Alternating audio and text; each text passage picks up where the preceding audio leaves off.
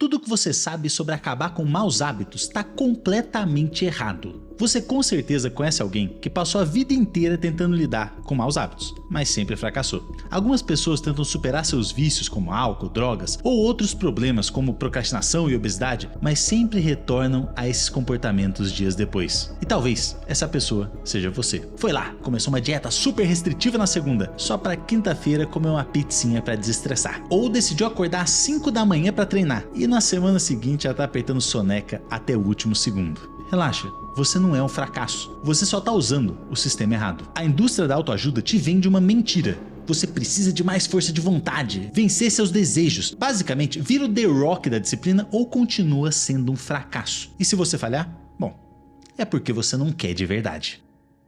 Mas e se eu te dissesse que o próprio ato de lutar contra os seus hábitos é o que lhes dá poder sobre você? E se tivesse uma maneira de deixar os hábitos ruins desaparecerem naturalmente da sua vida, sem depender de força de vontade ou de guerras internas contra você mesmo? Existe um sistema japonês que nos ensina a parar de lutar contra a natureza humana e aprender a dançar com ela. E nesse vídeo eu vou te mostrar exatamente como ele funciona, mas eu já preciso te avisar uma coisa. Ele vai contra tudo que os gurus e coaches falam por aí. Não, você não vai mudar sua vida em 7 dias, nem se transformar em uma máquina imparável de disciplina. O que ele vai fazer é algo muito mais poderoso. Ele vai te ensinar a usar a sua biologia a seu favor, mostrar como usar seu cérebro para que a mudança aconteça naturalmente, sem tanto sofrimento e sem ter que lutar contra você mesmo. Porque a verdade é que você não precisa ser mais forte ou mais disciplinado, você precisa ser mais inteligente. E o primeiro passo é entender o que você está fazendo de errado agora.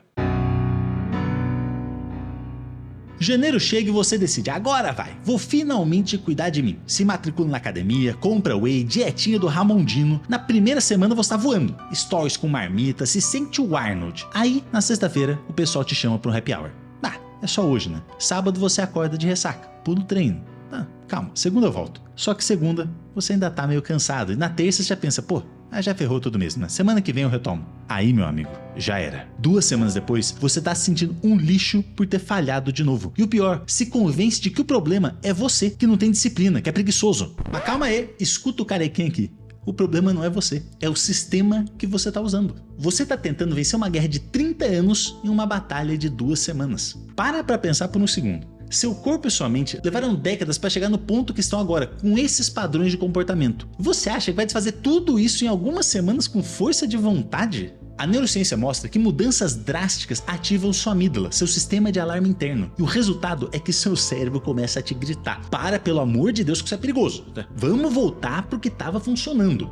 Você tem que entender que qualquer hábito, por pior que seja para você, para sua saúde mental e física, começou resolvendo algum problema. O cigarro aliviava seu estresse. A comida em excesso era um conforto para os momentos de solidão. Rolar o feedzinho infinitamente é uma fuga do tédio ou de uma ansiedade que você tenha. Por isso que se você só cortar o hábito ruim sem colocar nada no lugar, seu cérebro entra em desespero. Ele não tem ferramentas para resolver o que aquele hábito estava solucionando. Logo, ele vai ativar todos os mecanismos de resistência possível para você voltar a fumar, a beber, a rolar o feed, a comer demais. E é por isso que você sente aquela fissura absurda por doce justamente quando você começa a dieta. Vê 300 mil fumantes na rua logo no dia que decide largar o cigarro. Não é falta de disciplina, é seu sistema nervoso tentando te salvar de mudanças que ele considera uma ameaça à sua existência. Para ficar mais fácil, o seu cérebro é como se fosse uma floresta. Ao longo dos anos, você criou caminhos no meio dessa mata, que você consegue andar com extrema facilidade. Esses caminhos são circuitos neurais no seu cérebro. Quanto mais vezes você usa esse caminho, melhor ele fica, mais fácil de você caminhar por ele. Os seus hábitos são as estradas principais no seu cérebro. Pô, maravilhosa, limpinha, retinha, tranquilo de você andar. E mesmo que esse caminho te leve para um lugar ruim, que faça mal para você, você vai continuar usando ele, porque ele é o caminho de menor resistência.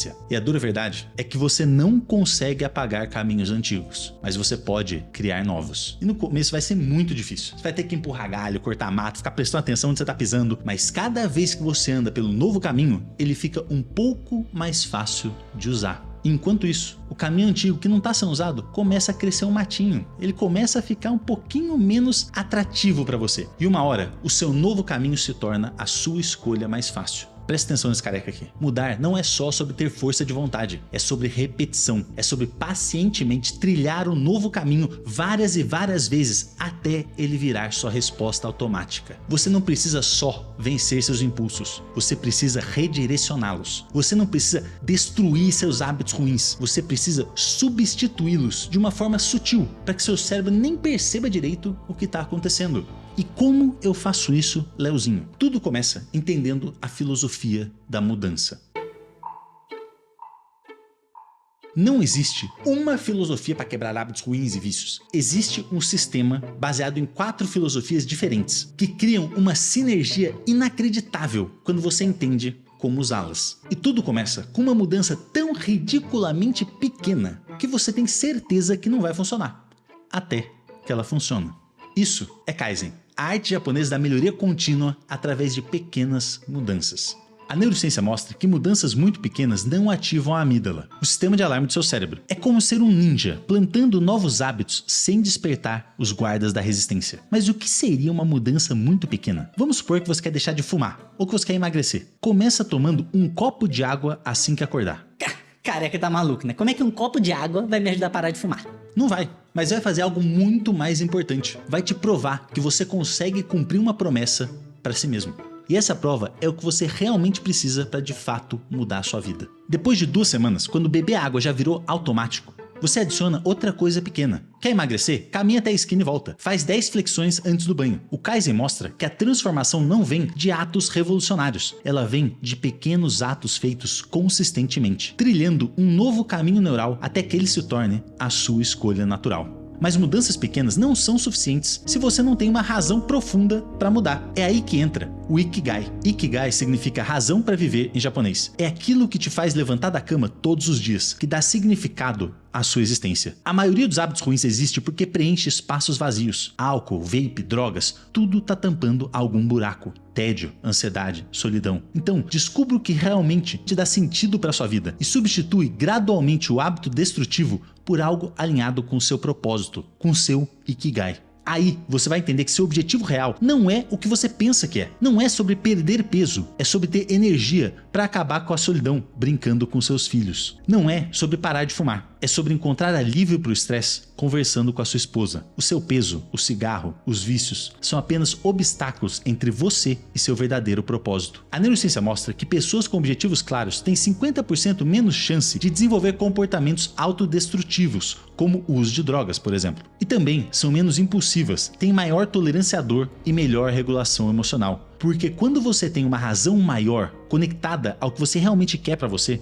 pequenos sacrifícios fazem sentido. E como você descobre seu Ikigai? Encontra a intersecção entre o que você ama fazer, o que você é bom, o que o mundo precisa, pelo que você pode ser valorizado. Mas principalmente, descubra o que você realmente está buscando através do hábito ruim. É conforto, conexão, escape. Depois, encontre formas saudáveis de suprir essa necessidade. Mas mesmo com um propósito claro, você ainda vai falhar, porque todo mundo falha. A diferença é o que você vai fazer quando isso acontecer. Esse é um pote de kintsugi, a arte japonesa de reparar cerâmica quebrada com ouro. Ao invés de esconder as rachaduras, eles transformam na parte mais bonita do objeto. Na cultura japonesa, objetos reparados por kintsugi são mais belos e mais valiosos que os originais. As rachaduras na cerâmica não representam o fim da vida útil desse objeto, mas sim um momento essencial na sua história. Isso é baseado na filosofia conhecida como Wabi-Sabi, que é encontrar beleza na imperfeição. É aceitar que nada é permanente,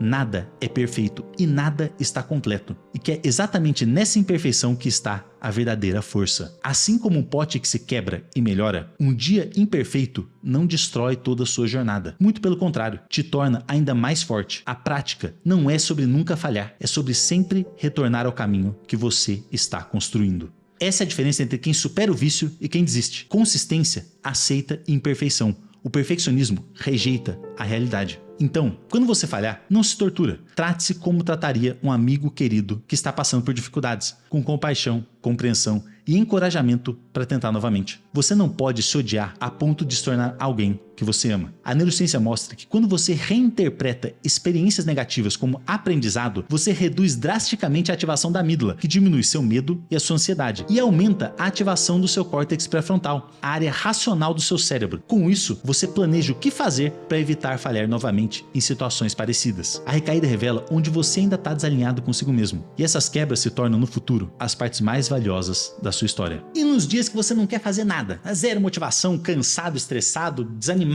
aí você usa o Ganbaru, a arte da persistência inteligente. Me desculpa se eu tô falando japonês totalmente errado nesse vídeo, tá? Não sou influente em nada. Basicamente, essa é a arte de você continuar mesmo quando é difícil, mas de uma forma sustentável, sem querer ser um super-herói mágico da vida. Nesses dias, você está desanimado, desmotivado, ao invés de tentar manter seu ritmo normal e depois ficar sentindo fracassado porque não conseguiu, usa a regra do mínimo viável. Não conseguiu caminhar por 30 minutos, vai até a esquina e volta. Não conseguiu preparar sua marmita, pô, come uma frutinha. Não conseguiu meditar por 10 minutos. Calma, para, respira fundo 3 vezes. O objetivo aqui não é o máximo da sua performance, é manter a identidade nova que você está construindo viva, mesmo nos dias ruins. Persistência não é intensidade constante, é presença constante. Agora você consegue entender que essas filosofias não criam uma nova pessoa, elas revelam quem você sempre foi. Você não está construindo algo do zero, você está só removendo camadas de condicionamento que não são suas, trilhando o caminho de volta para ser quem você quer ser. Mas para isso acontecer, não basta só essas filosofias, você precisa aprender a lidar com as ondas. Imagina que você está no mar, tranquilão, nadando, relaxado. De repente, você vê uma onda gigantesca se formando vindo na sua direção. Você tem 2 opções, né? Tentar parar a onda com as suas mãos e o poder da sua mente, ou aprender a surfar nela. Aquele desejo incontrolável de voltar aos seus hábitos antigos é exatamente assim, uma onda neural. Acredita em mim, não importa o quanto você tenha evoluído, quantos dias você esteja limpo, os desejos sempre voltam. É normal, faz parte do processo. A diferença é, ao invés de você entrar em pânico ou se odiar por ter sentido essa vontade, você tem que aprender a surfar essa onda. E o primeiro passo é entender o que realmente acontece no seu cérebro quando a vontade vem. Quando algum gatilho ativa um hábito ruim seu, um cheiro, uma situação, um sentimento, seu cérebro dispara diversos neurotransmissores. Isso cria aquela sensação de eu preciso disso agora de qualquer jeito. Só que essa tempestade química tem uma duração limitada. Em alguns minutos, toda essa fissura vai passar. Eu sei que parece uma coisa infinita quando você está sentindo, mas não é. Ela passa, tal qual uma onda que sobe, atinge o pico e desce. Então, quando o desejo vier, faz o seguinte, coloca um cronômetro de 10 minutos no seu celular e diga para si mesmo, quando esse tempo terminar, eu posso fumar, beber, fazer o que quer que seja que eu estou com vontade. Agora, durante esses 10 minutos, você não vai tentar se distrair, não vai ligar a TV, não vai mexer no celular, não vai pensar em outras coisas. Você vai simplesmente observar a sensação, como quem observa uma onda. Sente onde o desejo mora no seu corpo, é no seu peito, na sua garganta, no seu estômago. Como é a sensação? É um aperto? Uma queimação, um formigamento. Observe os pensamentos que vão surgir. Ah, é só uma vezinha, não vai fazer mal. Eu mereço, eu tô estressado. E o mais importante, não julga nada, não briga, não tenta mudar nenhum sentimento ou pensamento. Só observa. Ao fazer isso, você vai sentir o pico do desejo subir. Vai parecer que não tem fim, que é impossível de aguentar. Mas aos poucos, assim como uma onda, ele diminui e o oceano da sua mente volta à calmaria. Cada vez que você surfa a onda, você está fortalecendo o caminho neural da autorregulação. É assim que você ensina para o seu cérebro que você não é escravo dos seus impulsos e dos seus desejos. Que entre o que você sente e a sua reação existe um espaço. E nesse espaço está a sua liberdade para decidir o que você quer fazer. Agora, mesmo sabendo de tudo isso, você ainda pode falhar. E não é por falta de informação, é por cair em armadilhas que podem destruir sua jornada antes mesmo de começar. A primeira armadilha é achar que você precisa virar o Superman da disciplina da noite pro dia. Ô Clark, calma aí, amigão. Você não precisa abrir 5 caminhos novos na floresta da sua cabeça simultaneamente. Seu cérebro vai entrar em pânico. Escolha uma pequena mudança. Beber um copo de água ao acordar. Ler uma página de livro antes de dormir. 5 flexões antes do banho. Qualquer coisa. Ela só precisa ser tão pequena que você não tenha desculpa para não fazer. E faz só isso por 2 semanas. E quando chegar no 14º dia, você vai ter provado para você, não que você consegue perder peso, parar de fumar ou mudar sua vida, mas que você consegue cumprir uma promessa para si mesmo. E é exatamente isso que você realmente precisa agora. Depois, você acrescenta outra pequena mudança, e depois outra, e de repente, você se torna uma pessoa diferente. Uma pequena escolha de cada vez. E quando você falhar, e você vai falhar, acredita em mim, não desista, se levanta.